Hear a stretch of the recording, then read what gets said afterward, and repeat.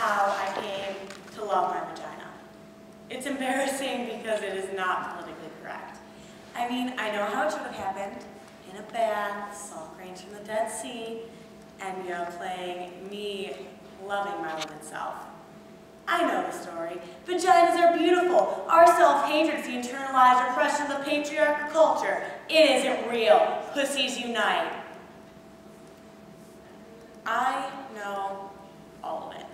Like, if we'd grown up in a culture where we were taught that thighs were beautiful, we'd all be pounding down milkshakes and Krispy Kremes, spending our days lying on our backs, thigh expanding. But we didn't grow up in that culture, did we? No.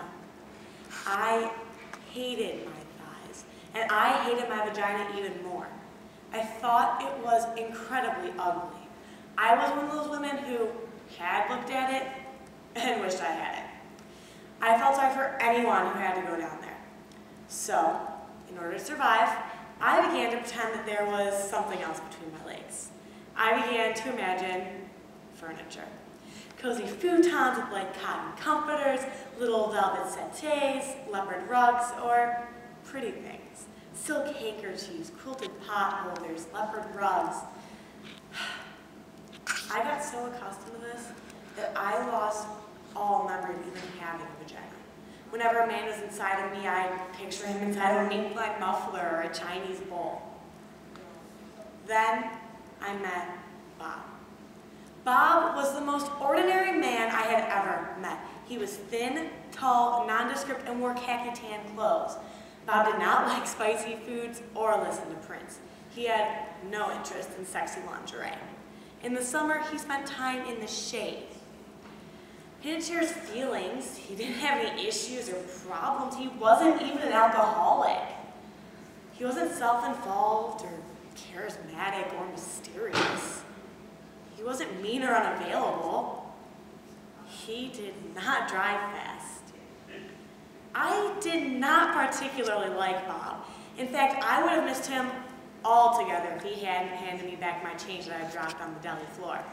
When he handed me back my quarters and pennies, and his hand accidentally touched mine, something happened.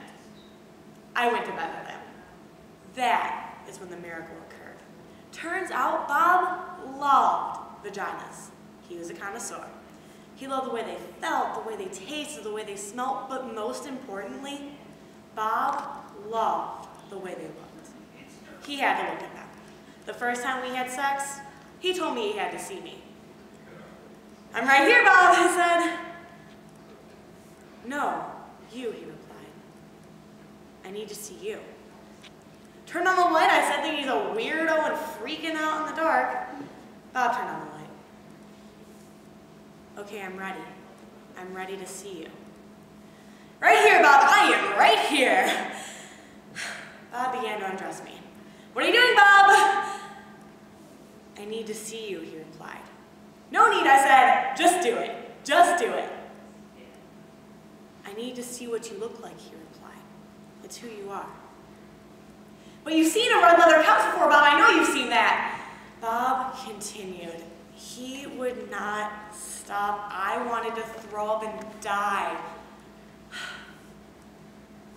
I held my breath. He looked and looked. He got breathy and his face changed. He didn't look ordinary anymore. He looked like a hungry beast. "You're so beautiful," he said. "You're elegant and deep and innocent and wild." "You saw that bear," I said. I saw that and much, much more. Bob stayed looking for almost an hour, as if he was observing a map, looking at the moon, staring into my eyes. But it was my vagina. I watched him looking at me, and he was so excited, so peaceful and euphoric.